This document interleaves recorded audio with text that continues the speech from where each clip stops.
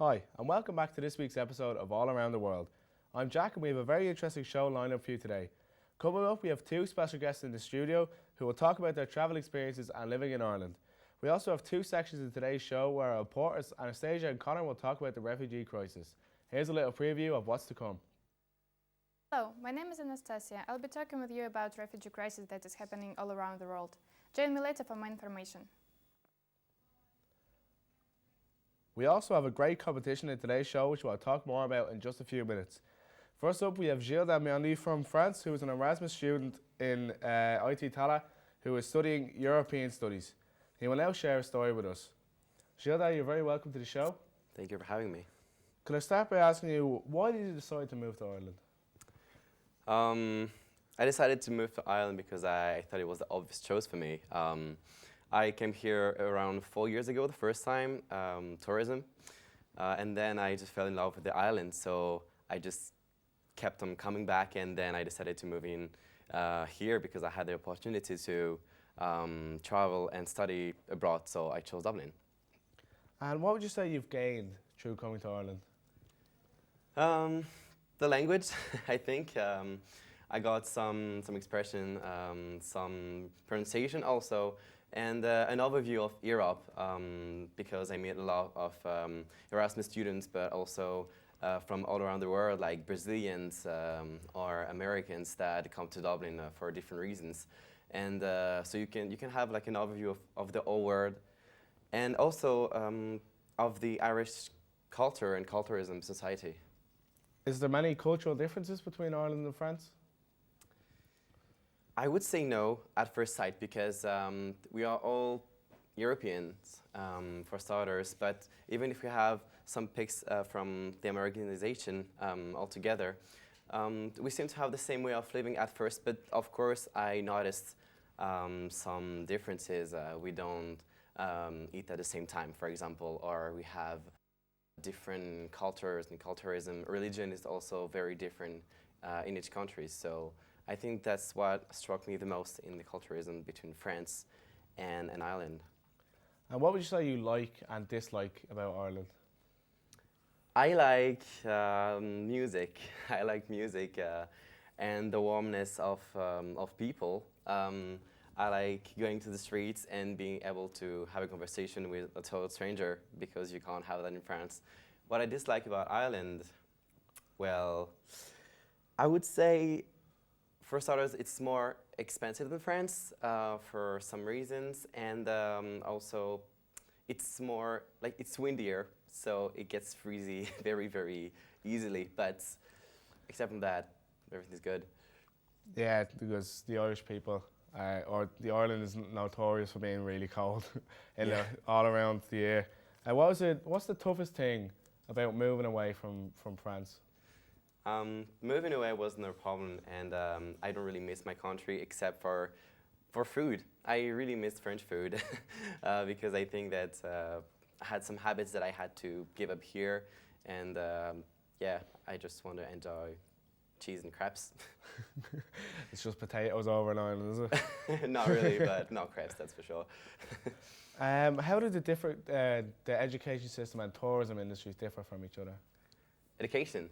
I think it's pretty different indeed. I know that in France, education is, well, for starters, higher education is free at some extent. You only have to pay some things, but yeah, it's pretty different because you don't focus on the same things, for example.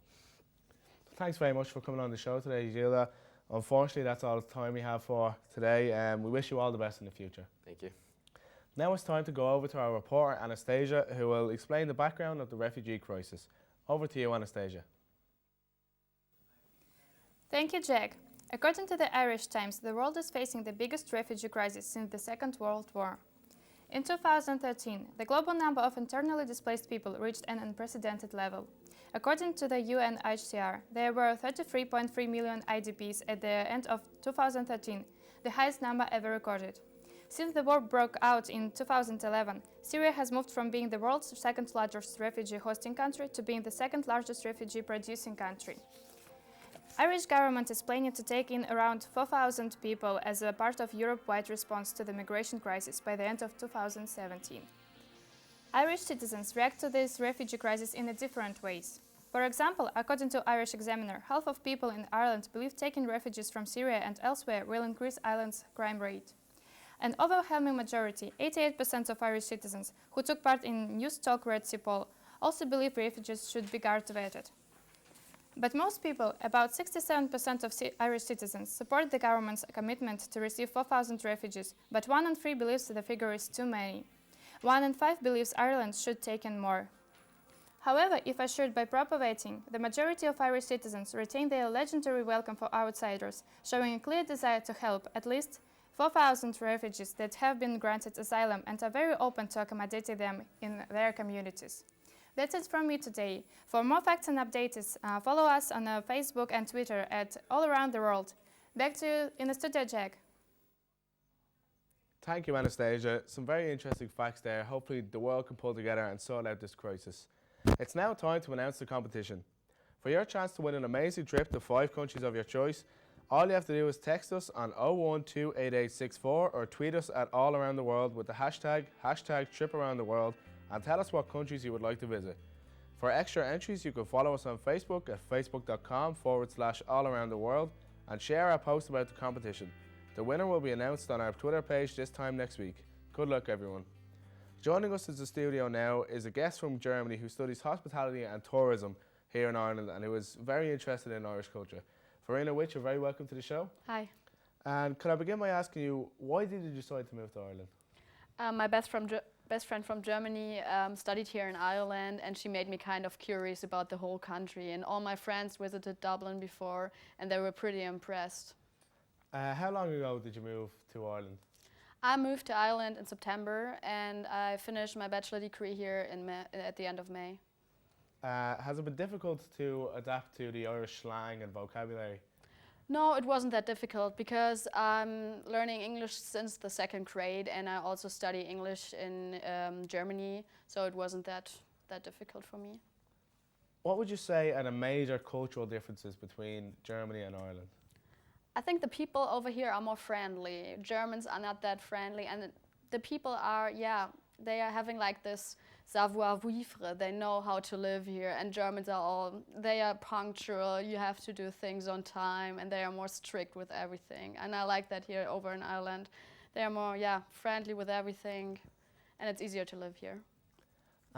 What would you say are the major differences in the tourism industries between the two countries? I think people coming to Ireland because of the green tourism. They want to see the landscape. But they also want to see, of course, Dublin. But if tourists are going to Germany, they want to explore the cultures, and they want to explore the different countries. The different cities. What would you feel that you've gained through moving to Ireland? I think now I know how to live abroad. I think it's good to know how to get used to another culture and how to live in another country. And I met a lot of new people. That was pretty good. What would you say is the toughest thing about living away from your home country? I miss my friends from Germany, and I miss, of course, the German food. Is there big differences in the food in Germany and Ireland? Yeah, we have something like sauerkraut, and I think the Irish food is more like the American food. You eat a lot of burgers, you eat a lot of fries, and we are not used to that in Germany. We have more our German food like sauerkraut, for example. Is there anything that you would change about Ireland? No, I don't think so. It's good as it is. What would you say is the thing you least like about Ireland, if there is anything? Sorry? What would you say is the thing you least like or that you dislike about Ireland? I dislike about Ireland that I cannot answer that question at the moment. Probably the weather, is it? Yeah, probably the weather. Anyway, unfortunately, that's all the time we have for today. Thank you very much again for coming on to the show and sharing your story with us. We wish you all the best in the future. Thank you. Coming up, it's our reporter Connor will tell us how we can get involved in helping the refugees. Over to you, Connor. Thank you, Jack. Hi, I'm Connor, and I'm here to inform you on how you can help refugees and the crisis that's ongoing today. I will share with you some simple tips in which you can help those in need, and I will talk about 2 organisations that have helped raise awareness for the ongoing refugee crisis in the world. There are many organisations helping with the welfare and support of Irish refugees. One of the leading groups working to assist the refugees are the Irish Refugee Council. Situated in Dame Street, the Council's main focus is towards those that are in the asylum system and are applying to be recognised as refugees. They are Ireland's only non-governmental organisation specialising in working for refugees. This year, they are also celebrating their 21 years of promoting and enhancing the lives of refugees. You can get involved with the organisation in many ways, including donating, becoming an official member of the IRC, and simply following their Facebook page at facebook.com/Irish Refugee Co. MSF Médecins Sans Frontières is a refugee organisation which set up an office in Ireland in 2006. Irish professionals from medical and non-medical backgrounds have departed on more than 250 missions, providing refugees and internally displaced people with psychological care for life-saving nutrition. They've set up hospitals in refugee camps, helped women to give birth safely, vaccinated children to prevent epidemics, and provide access to safe drinking water. As well as recruiting volunteers for overseas missions, MSF works with Friends of MSF, which are student societies across third-level campuses nationwide. Their aim is to raise awareness, funds, and encourage students to consider working for organisations like MSF. If you would like your college, feel like your college is lacking a society like this, and you would like to set up your own Friends of MSF society in your college, find a brief outline of the steps you can follow to start on www.msf.ie/support.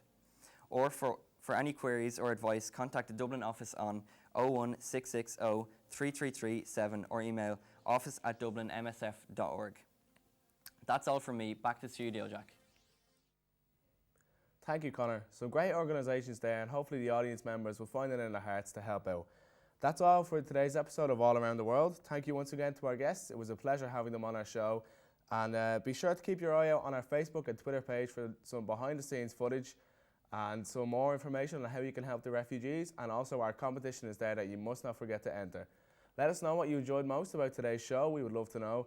And coming up next week, we have a very special guest all the way from the Ukraine. He's going to talk about his experiences and opportunities he's gained through living here in Ireland. Thank you very much for watching, and goodbye.